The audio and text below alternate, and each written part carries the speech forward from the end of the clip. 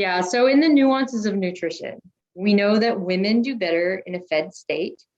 And if you're resistance trained, and that's your main thing, is doing weights, but if you have around 90 calories of protein before resistance training, you actually enhance your signaling for adaptation and keep an elevation in your resting metabolic rate after because of that protein dose. As soon as you start adding cardio into that, it moves the point. So it's just resistance training. We look at the recovery window after training. Women's bodies come back down to metabolic baseline within an hour, whereas men are 3 to 18 hours, depending on what they did. So we really have to fuel after training in order to stop that breakdown state and really start harnessing the signals for adaptations. So nutrient timing is super important for women, not so much for men.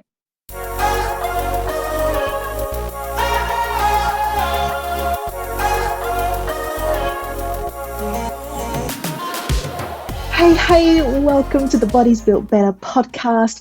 I am your host, Jackie Tan, and it is so good to have you here today. This show is all about human performance, whether it's smashing out your first 5K or doing backflips in the backyard with the kids. This show is for you. We explore the body's incredible ability to heal, adapt, and evolve so you can crush limitations, reconnect your body and mind, and discover your extraordinary potential. And today on the show, I have the absolute pleasure of chatting with international exercise physiologist and nutrition scientist, Dr. Stacy Sims. She's directed research programs at Stanford, AUT University, and the University of Waikato, focusing on female athlete health and performance and pushing the dogma to improve research on all women. Dr. Stacy has published over 70 peer-reviewed papers. She has several books and is a regularly featured speaker at professional and academic conferences all over the world. And if you haven't already, you must watch her TEDx talk, Women Are Not Small Men. And of course, ladies, if you want to learn more about your body, about your physiology, about your menstrual cycle, and how to maximize your own potential within your cycle, then you must check out drstacysims.com, where she has all of her online material learnings that you can learn more about yourself, your physiology, and what is happening throughout your cycle so you can maximize your training and perform at your best. But without further ado, this conversation is an absolute cracker and you are going to love this. Enjoy this episode with Dr. Stacy Sims. Stacy, thank you so much for chatting with me today. Welcome to the Bodies Built Better podcast. Thanks for having me on opposite sides of the world today. Well, I'm so excited to have you. You are changing women's lives all over the world. You've made a huge impact on mine. Confession, I used to be one of those people who would train fasted. Oh my God, yeah, I know. And I've learned, obviously, now. And surprise, surprise, I feel amazing. I'm much better when I train now. Who knew? You did. Yeah, but back in the day, I did the same thing because that was what we thought was right. Exactly. And then you start looking and realize that it's not right for women. So yeah, that's it.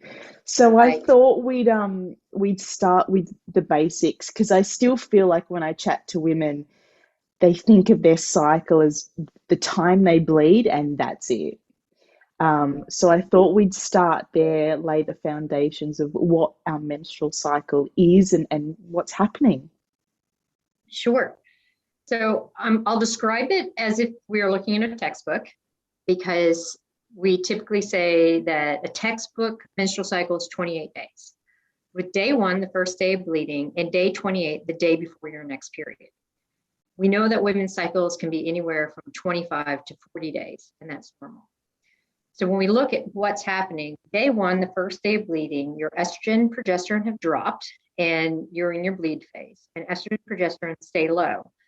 until around day 12 or 13 of that 28-day cycle, and you have a surge of estrogen right before ovulation. After ovulation, you have estrogen, progesterone that slowly rise, and their baseline in this phase, the luteal phase, is significantly higher than the first phase, the follicular phase. So estrogen, progesterone rise, they peak, and then they drop off, and then you have your next period. So when we're looking at what's happening, we have this perturbation of estrogen, progesterone that's kind of flatline, peaks, dips a bit, and then comes back up again before it drops off. And the whole goal of it is to create a really robust environment for pregnancy. But now we know that all of those hormones affect all the systems of the body. Yes, they do. So can you tell us, obviously that is if our hormones are at levels that they should be, what is happening or what symptoms do we get when the hormones are, I guess, out of balance? Well, when we look at things like estrogen dominance, we have more sleep disorders, we have more inflammation, more bloating. We have a difficult time losing body fat, but we have a good amount of ability to put on lean mass. When we don't have progesterone, we have a lot of, we have anovulatory cycles, and then you don't have progesterone. You don't have progesterone, then your cycle significantly shortens. It's called the luteal phase defect or progesterone insufficiency. So when we're looking at what happens when there's an imbalance, we look at the length of the cycle to see if there's something going on, as well as the bleed pattern. Instead of always getting blood tests, we can keep track of what's going on and say our bleed pattern goes from 7 days where we have maybe 2 or 3 heavy days, and then it lightens up and then slowly gets spotting. So that might be your normal pattern. And then all of a sudden you have 2 light days. So this is like, what's going on? And that's an indication that you have an ovulatory cycle, or you don't have a luteinizing pulse to create that ovulation. So you do have estrogen and some progesterone that's trying to do what it's supposed to do, but not enough to actually create an endometrial lining that is available for pregnancy. And we see this in a lot of women who have like low energy availability. They're not eating enough to support their training. They are delaying their eating, or they're doing the fasted training. When we see things like a cycle that significantly lengthens, this is the next step. So you have bleed pattern changes, but then as you're under a lot of stress, or you're having more and more anovulatory cycles, your cycle will extend. And we say when you have 3 months of no bleed phase, that you are amenorrheic. And there's stop patterns that you can see when you are going down that track to getting hypothalamic amenorrhea or secondary amenorrhea versus the bleed pattern changes, then you might not have as many PMS symptoms. So this is an indication that there's something going on with these hormones. It's so incredible that you just said that, because I'm literally having a conversation with a client of mine who hasn't had a period for 3 months. Oh, no. So, yeah, we know that what happens when you have something like low energy availability, it happens so much in recreational athletes, female athletes. And, I say you're an athlete if you exercise on purpose. So when we look at recreational female athletes and the diet trends and the drive to either look a certain way or follow certain strategies of nutrition, or it's just a busy lifestyle and you don't plan your nutrition appropriately, you stay in this breakdown state after exercise if you're not eating or not eating enough. And your brain perceives that as not having enough calories to support general health as well as training stress. So what happens is things start to downturn. Your thyroid starts to go down, start having a bit of that thyroid dysfunction. You'll see a decrease in your serum levels of T3 and T4 and an increase in TSH because the thyroid's like, hey, what's going on? You'll start to see irregularities in your menstrual cycle, like I was talking about, especially the bleed pattern. And it is because luteinizing hormone pulse is not pulsing, so it's flatlining, so you're not ovulating. And it all has to do with 2 areas in the hypothalamus, that have these neurons called kisspeptin. Now, kisspeptin, when it is on, it is responsible for estrogen, it's responsible for appetite hormones, it's responsible for monitoring and having your daily rhythm of estrogen, progesterone pulses, luteinizing hormone pulse. It's really, really intricately tied to the endocrine system. If you are in low energy availability and or not eating enough or staying in that long catabolic state because you forgot to eat, kisspeptin gets downturned and your endocrine cycle takes a hit. So this is why we start to see these bleed pattern changes. We see lengthening in your menstrual cycle, and then you get to 3 months of no cycle. It's amenorrhea because your hypothalamus is not working to actually create that luteinizing hormone pulse ovulation in the endocrine system that's working for menstrual cycle. And so then how do you reverse that? Is it about eating more and exercising less?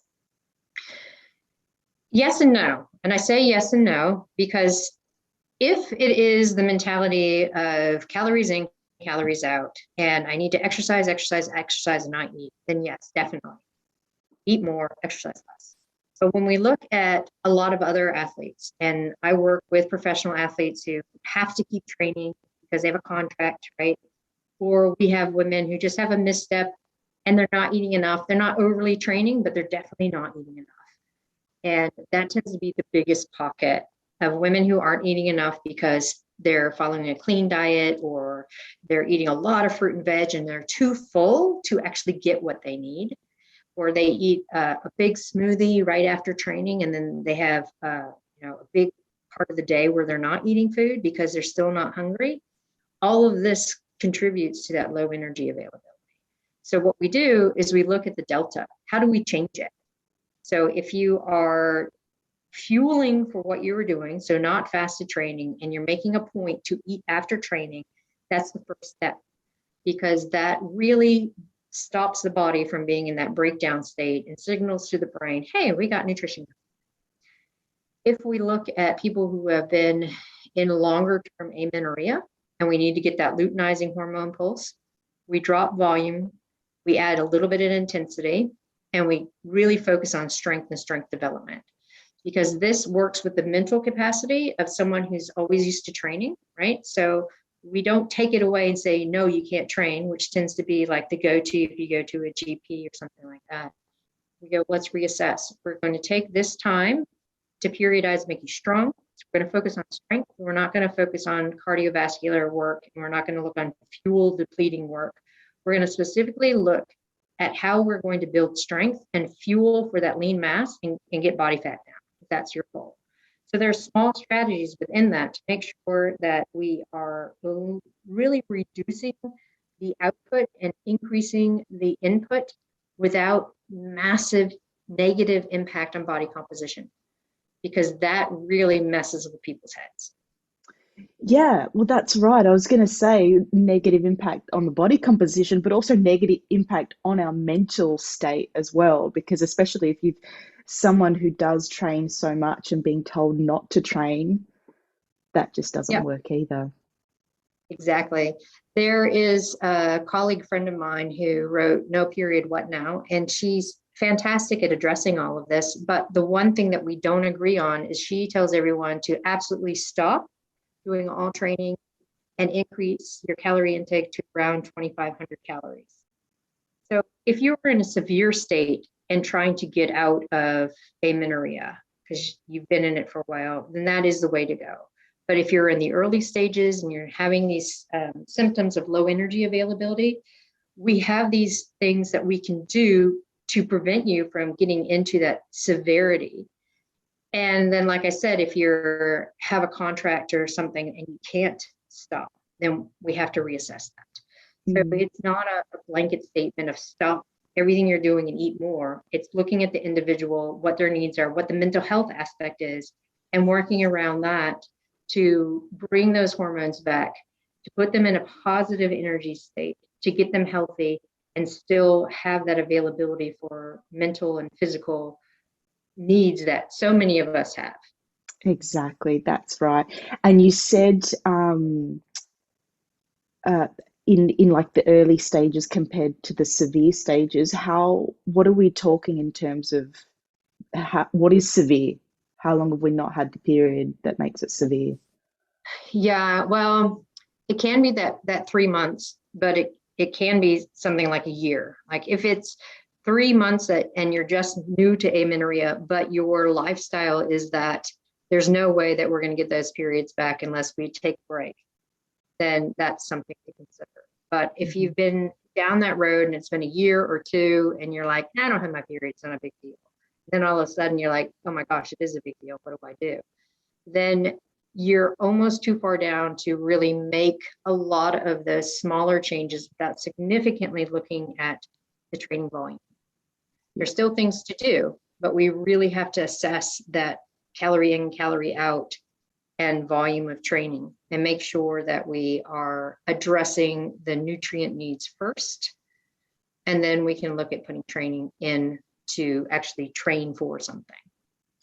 Is it something that just happens, or are there symptoms and signs that we can tell before we kind of lose the period, if that's how you want to say it? Yeah, for sure. A lot of people don't realize that gut issues, sleep issues, soft tissue injury, bone injury, like bone stress reactions, all of these are telling you that, hey, there's something wrong. There's not enough energy. Because when we look at those systems, they require a lot of creatine, they require a lot of glucose just to maintain the integrity of things like mucosal lining, to encourage bone turnover, to maintain gut integrity. So all of these things get degraded when there's not enough energy coming in. So if you have someone who's like, my training's not working for me, I don't know what's going on, I'm putting on body fat, I'm really tired, maybe I need to change my training up. My first question to them is, how's your gut? How's your sleep? What's your heart rate variability? Are you tracking? What's your menstrual cycle bleed? Because then all of those things, like my head automatically goes to something like low energy availability. And then we can be like, okay, here's the plan. For the next 6 weeks, this is what we're going to do. We're going to stepwise increase calorie content.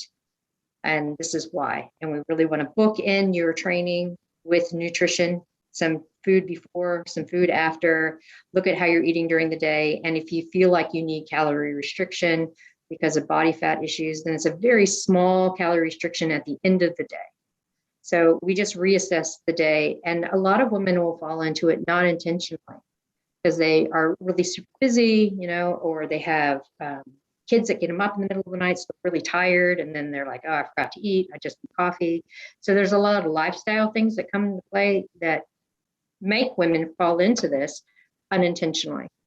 Absolutely. I'm definitely one of those. I mean, exactly what you said before. You train, have that big smoothie that keeps you going throughout the day, and then a little meal at night, and you think you're good to go. And meanwhile, Yeah, I have the worst sleep. yeah, the worst sleep. And one of the things that happens when you're not eating enough is you have a lot of hypoglycemic incidences at night.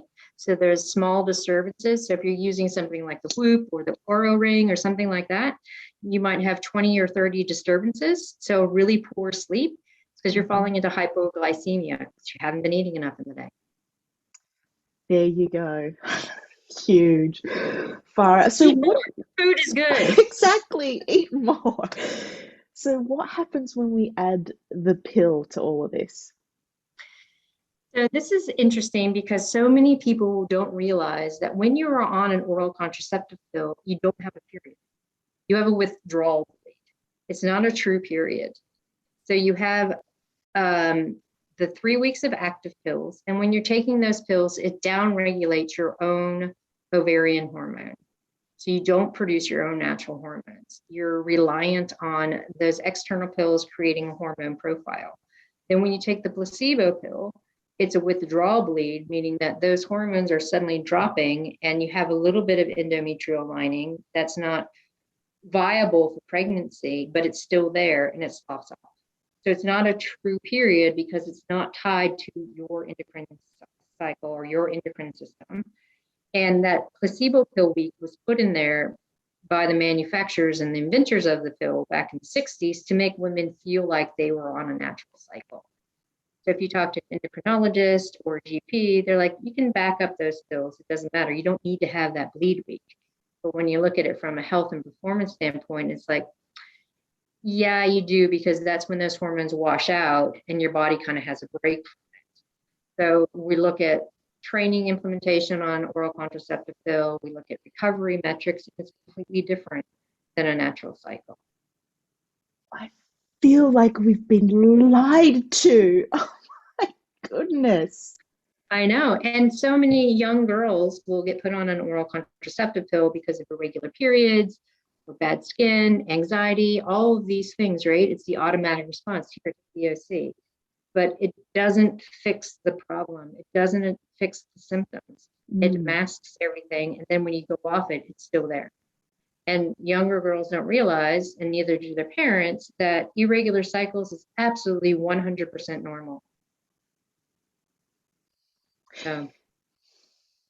In terms of performance, you just said that on the pill there are major differences.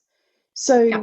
are we as women able to perform at our best or have the potential to perform even better if we don't go on the pill? So this is where it gets sticky, right? Yes is the short answer. Definitely. I always tell people get off the pill for a myriad of reasons. First and foremost is so we can keep track of that adaptation if you stay at a low energy availability and that kind of stuff. But the other thing is all the oral contraceptive pill formulations are kind of experimental in their own right. And we see how they affect people differently. So say you have a woman who has a 30 microgram dose of estradiol and her friend's on a 20 microgram dose of estradiol. And they're doing the same training and they have the same morphology. The woman on the 30-gram dose is going to increase her muscle mass, but not her strength. The woman on the 20 microgram dose will increase her strength, but maybe not so much the muscle size. They'll have the same strength. It's just a 30 microgram dose increases lean mass hypertrophy, so the splitting of the muscle cells and the reparation, but it does not allow you to have subsequent strength increases with it. So those are some of the things to think about. Like, what is your sport? Are you more strength oriented and Olympic lifting, and you have to have a certain power to weight ratio? Then definitely the pill is something to consider getting off. If you're someone who has endometriosis, PCOS, or some other health reason to be on it, then absolutely stay on it, right? There's a rhyme and a reason for it. If we're looking at people who are sprint oriented, so they're doing a lot of sprint work, they might be Spartan athletes, they might be other obstacle racing, they might be high intensity, like CrossFit or whatever competitors, then yes, the pill does dampen your ability to hit those high intensities. So it's something to think about. But if we look at taking people off the pill and naturally cycling, we have to look at what is the training protocol. Because if we are just doing traditional training on the natural menstrual cycle, you're not optimizing, so you probably won't have that much of a difference between being on the OC and naturally cycling. When you come off the pill and we start looking at your hormones and we start working according to how your body is resilient to stress, then yes, you can get really good adaptations and performance gains. Incredible. So where do we start building our knowledge around training optimally through our cycle? The very first thing is to know your cycle. Like, track your cycle, understand your individual patterns, because yes, I can talk all day about the generalizations of low hormone, you're really resilient to stress, do high intensity work. And if you're on the OCs, the first 5 days, I can really get into the nuances of generalization. But if you don't know that on day 23 of your cycle, you always feel flat, you're always going to be wondering what's going on. Why can't I do what I should be able to do? Or say you don't know what heavy menstrual bleeding is, and you were put on an OC, or no one's told you that heavy menstrual bleeding is something that isn't normal and you can get help for it, than if I tell you on the first day of bleeding, you can do high intensity work because your body's able to. And you're like, are you crazy? I can't get out of bed because I have really, really heavy bleeding. So understanding you and your cycle and might be 3 months of tracking and understanding objectively what days are better days than others, then you could really, really dial in the generalizations to your own cycle. Incredible. And then from a nutrition standpoint, what do we Eat need more. to eat more? Simple. Right. Next. Yeah. So in the nuances of nutrition, we know that women do better in a fed state. And if you're resistance trained, and that's your main thing, is doing weights, but if you have around 90 calories of protein before resistance training, you actually enhance your signaling for adaptation and keep an elevation in your resting metabolic rate after because of that protein dose. As soon as you start adding cardio into that, it moves the point. So it's just resistance training. We look at the recovery window after training. Women's bodies come back down to metabolic baseline within an hour, whereas men are 3 to 18 hours, depending on what they did. So we really have to fuel after training in order to stop that breakdown state and really start harnessing the signals for adaptations. So nutrient timing is super important for women, not so much for men. We look at like the high hormone phase and the luteal phase, and people are like, I feel really flat, I can't do any high intensity. Their bodies kind of have a switch when estrogen and progesterone come up, because all of the stuff that we're taking in with regards to carbohydrate, fat, protein, it's primarily being broken down and shuttled to the endometrial lining, because the job of those hormones, again, is to create this really robust environment for an implanted egg. So we need to increase our amount of carbohydrate that we're eating throughout that phase, just daily carbohydrate intake, because that allows us to have more carbohydrate availability for intensity work or the training that we're doing. And protein, again, is super important. We look at the range of protein between 1.8 and 2.2 grams per kilo. You want to go for the higher end and have it regularly spaced through your meals in that high hormone. They're just small nuances that really support what you're trying to do and support your body in its signaling for adaptation. Yeah, huge. And you said, just to clarify, it's the second half of our phase where the hormones are high, and that's when we need to be increasing our protein and carbohydrate intake. Yep. Yep. And our resting metabolism comes up because the body is in a high energetic state. It's building tissue. It needs building blocks. So women are like, I don't want to eat more because I'm going to put weight on. It's like, no, actually, you're craving things because your body needs calories. You're craving chocolate because you need magnesium. You're craving salty things because you're having a boost in blood volume, and your body's building this tissue. So these are the things that we need. So when women are like, oh, I feel bad because I gave into my cravings, it's like, no, that's good, because your metabolism is elevated. You need around another 100 to 200 calories a day in that high hormone dose. And I mean, it's simple as listening to your body. Exactly. Yeah. Crazy.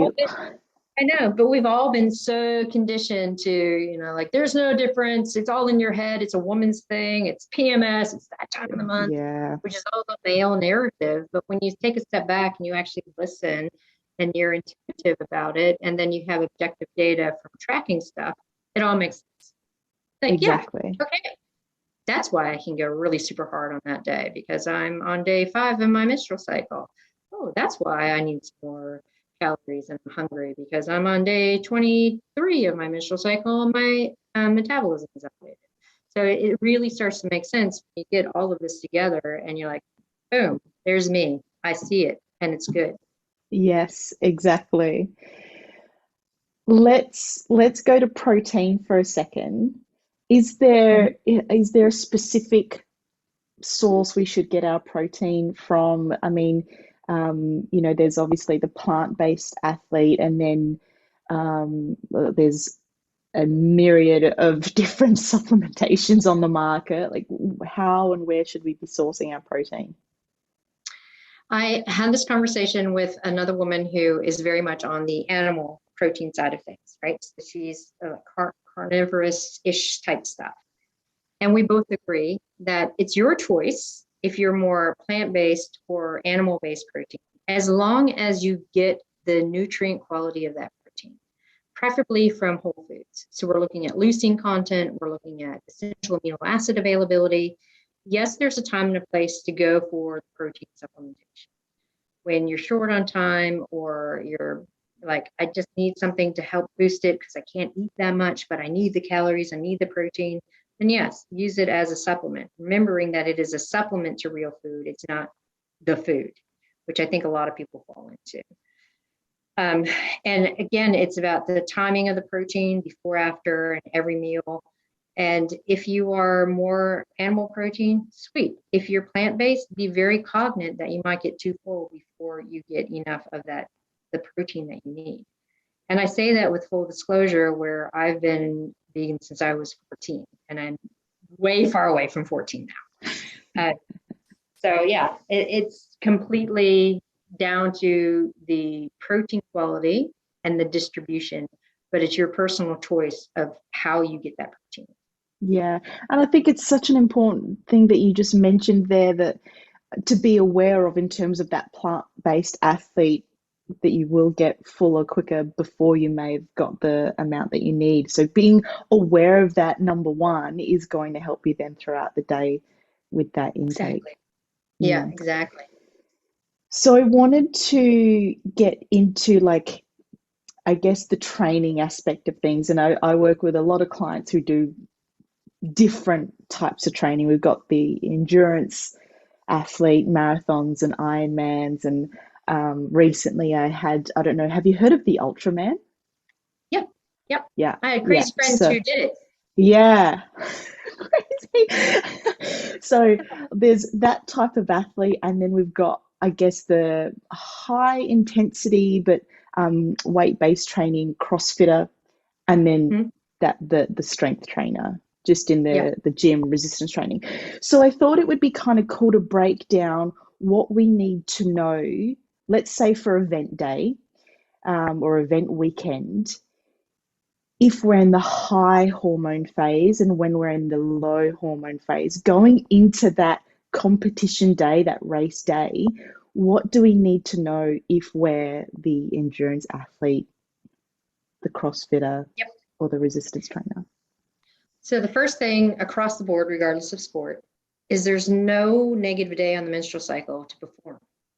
So we're talking Amen. about performance itself on the day, your preparation from training, your mental skills, and the fact that you're at a race to go hard. You can supersede and hit a PR because the mental aspect and the environment supersedes any physiological aspect. And that's why we hear in a lot of the popular media and the science literature that there's no difference between menstrual cycle phase for performance. Because you'll come in for a test, and whatever day it is of the menstrual cycle, there isn't a difference because you can just push as hard and get that performance. Yes, you might feel flat in the high hormone phase if that's where you normally feel flat, but that doesn't mean you can't get a PR. But you are knowledgeable and can accept that. And if it freaks you out that your major race from an endurance standpoint is going to fall 2 days before your period starts, and you always feel flat and just awful that day, then there's some nutrition interventions that we can do. We can look at increasing omega-3 fatty acids. We can look at using branched chain amino acids along the race course so that you're having an increased circulation of amino acids to help with the fueling and the blood glucose. We look at increasing carbohydrate intake that whole week so that you have more available carbohydrate on the day. But you don't have to worry that your high hormone phase is going to impair your performance. We're looking at the other spectrum with strength, resistance, high intensity, it's the same thing. But I have a set of CrossFit athletes, and there are quite a few women who are always like, I have to do this comp on this weekend, and it's always super hot, and it falls on my luteal phase where I can't really do stuff in the heat because I always feel flat in the heat, and I don't tolerate heat very well, especially in the days leading up to my period. So this is where we look at cooling strategies between the events. So we're looking at slushies, we're looking at cold protein drinks, we're looking at putting ice on the palms of the hands. So there are different strategies, again, that increase your heat tolerance and decrease your core temperature. So then they can go and they can perform well, and the heat's a non-issue. But I think that's the big misnomer there, is there's a difference between training according to your menstrual cycle and the hormones, and working with our hormones to maximize our body's ability to take on stress and then support our body when it's not so great on taking on stress, versus performance. So go hit it hard at any point in your menstrual cycle and hit that PR. But then when you come back to training, let's look objectively and let's hit it hard when our body's really resilient to stress, when those hormones are low. And then those few days before the period starts, let's work on technique, a little bit of cognition stuff. Let's work on deloading, yin yoga, taking it easy so that we can absorb all that hard training and work with our immune system, work with our body, get some better sleep. And then it all falls into better performance because you're training much better.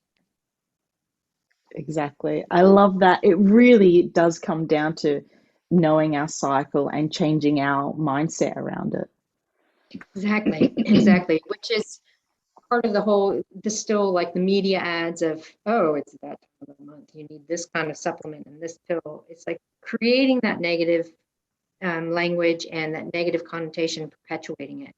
And we need to stop it. So I'm like, what? Come on. No, Exactly. there's no negative. As a matter of fact, let's have some sanitary products on the race course at aid stations. Let's acknowledge the fact Yes. that women have periods. Yes, absolutely. Yeah. With you were mentioning heat, Mm-hmm. and I that brings me back to in your book Raw, and you told the story of yourself, and how you were affected by the heat in one of your races. Can you just talk a bit about that for a moment? So that was early days, right before I started my PhD. And I was living in New Zealand at the time, and knowing that Ironman is in October in Kona, it's super hot. So we're doing a lot of heat prep. So we would, wear all of the clothes with no fans in the garage. I mean, I remember putting our wetsuit on and doing a bike training session in a wetsuit just to get as hot as possible. A couple of stints in the sauna for that heat exposure. And all of us did the same kind of heat training. So we got there, we're like, sweet, it's great. We're not overly stressed from the heat. But there were three of us that were in the high hormone phase and didn't pay attention to sodium. So the three of us got hyponatremic, and then the rest of them didn't have an issue. So when we're in the high hormone phase in the heat, we also have to look at our sodium intake, because progesterone kicks out more sodium, and you already sit on a kind of a baseline level of hyponatremia. So if you're doing ultra long stuff, you can definitely tip over to it, and it just means you don't have enough sodium in your blood. So that was a huge eye-opening experience, knowing that you can do all this heat adaptation, but hindsight, we didn't do it appropriately for our bodies as women, because if we had, then I wouldn't have that issue, because men adapt much faster and differently than women in the heat when you're doing heat training and heat protocols. So then I went back to my PhD on exercise and heat between menstrual cycle phases in the OC, and started it off. Yeah. Yeah, that's brilliant. Back to the training and the high hormone phase, and basically know your cycle. What happens with those who are perimenopausal? Do things change? What do we need to take into account in our training and our nutrition when we're going through that stage of life? Yeah. So early perimenopause, it puts an eye, like women will be like, I feel squishy. I got squishy overnight. My training's not working for me.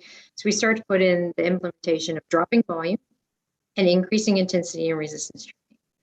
Because as we get further into perimenopause and late perimenopause, this is where we see all of those negative body composition changes that are generally associated with menopause, postmenopause actually happen in around the 5 years before that one point in time. So we need to look at how we can use exercise and nutrition to create a stress and support that stress the way the hormones used to. So when we're looking across the board, we know that estrogen is tightly tied to the myosin filament of actin myosin for muscle contraction. So when estrogen starts to go down, the integrity of that myosin is not as good as it should be. So we can counter that by doing heavy resistance training. So this is that 3 to 5. So it's 3 to 5 sets, 3 to 5 reps at that 80% or more 1 rep max, because that stimulates the body from a nerve standpoint to try to recruit as many fibers as possible in order to lift that load. So if you're getting the stimulus from the nerve to really have a strong contraction, it keeps that myosin filament as part of the integral aspect of resistance and lifting that load, and signals the body that we need more of it. Whereas before, we could lift lighter loads and estrogen would do that for us, because estrogen is women's testosterone. So we need to change up the type of resistance training we're doing to be more heavy lifting and not cardiovascular based. So it's not body weight stuff, it's not doing circuits, it's really focusing on how strength athletes lift, and that's how women in perimenopause should lift. We look at some of the cardiovascular stuffs that comes with it because we're trying to create a metabolic change, because we're becoming more and more insulin resistant, and we're starting to see signaling for putting on that deep abdominal visceral fat.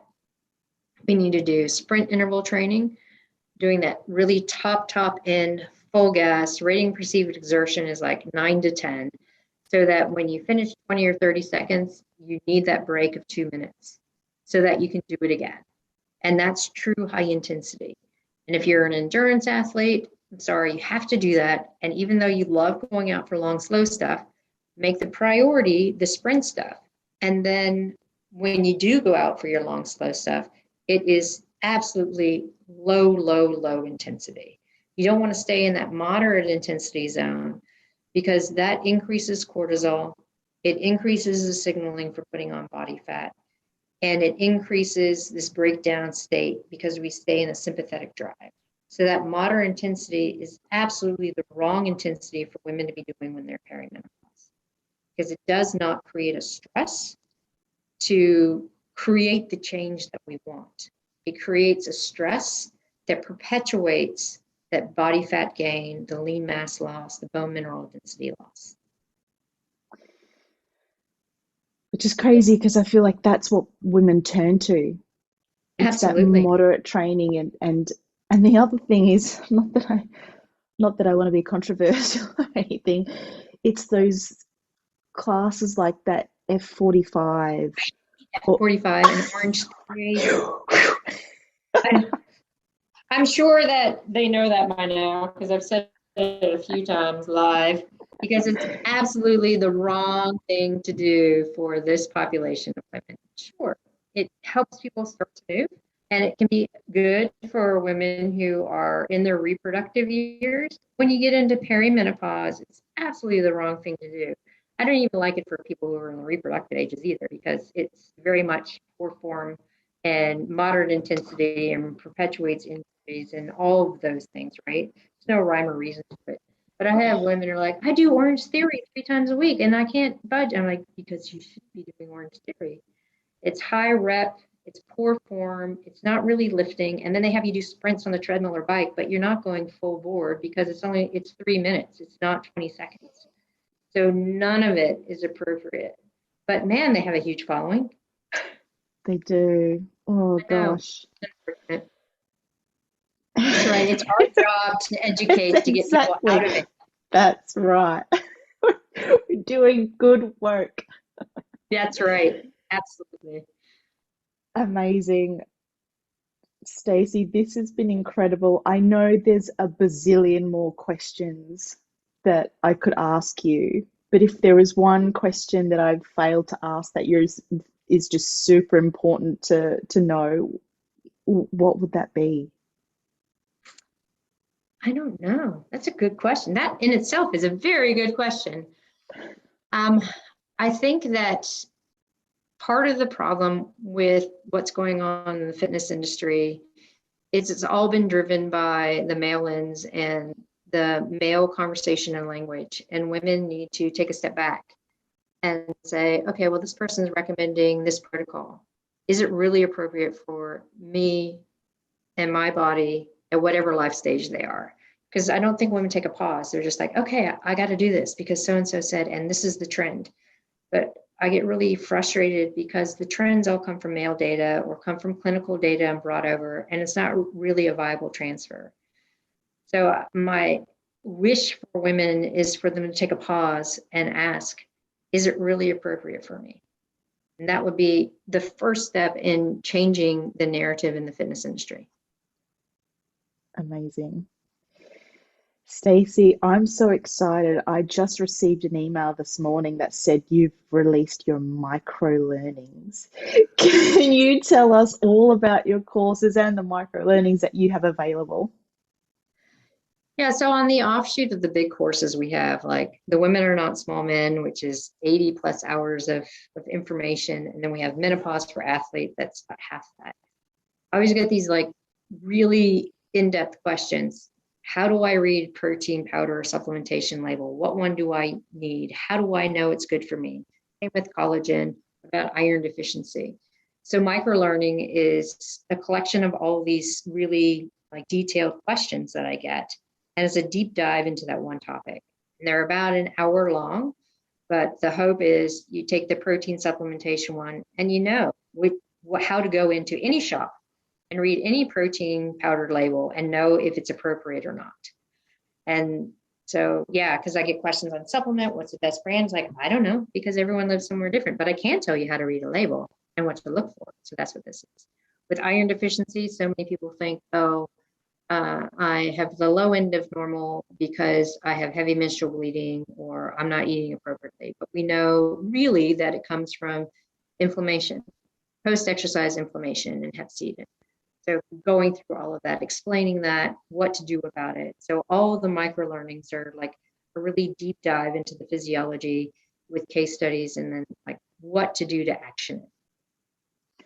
I love it. I'm so excited for it. I've written a list already of the ones I need to do. Cool. Amazing. So they can be found all on your website, drstacysims.com. Perfect. Yes. It will all be in the show notes for easy access for sure. To end off the episode, I'd like to get an action now answer from the guest so that people listening can do something straight away. And we've had so many of that already in this incredible conversation. But what is one thing that women can start doing now to create a healthier cycle and training relationship? Tracking their cycle and eating around training. Those are the two big things. Those are the two biggest things that women can do to improve their health and their adaptations. Amazing. Stacy, this has been sensational. Thank you so much for your time today. Thanks for having me and thanks for getting up so early. I appreciate it. I appreciate you. Thank you. How good was that?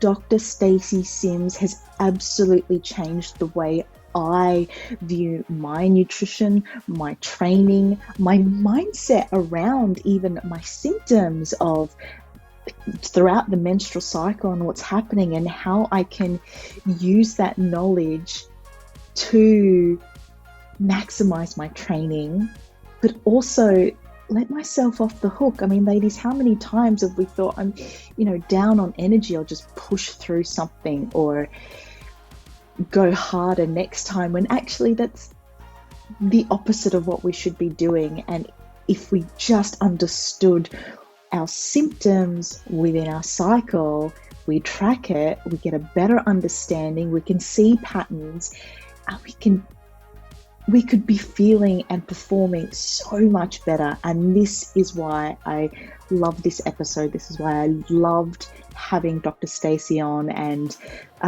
why it's so important to get this message out to everyone, and not just ladies, but guys out there too. If you're coaching, if you have a sister, a girlfriend, this is really important to understand for you as well. So crack of an episode. If you enjoyed this episode and you found it really helpful, share it with your friends, like and subscribe to the channel, because that really helps me out, and we can keep getting on the extraordinary people just like Dr. Stacy Sims, helping you guys out even further. So as always, thank you so much for tuning into the show. I appreciate you. Have the best day, week, month, and year. And here's to a world of bodies built better.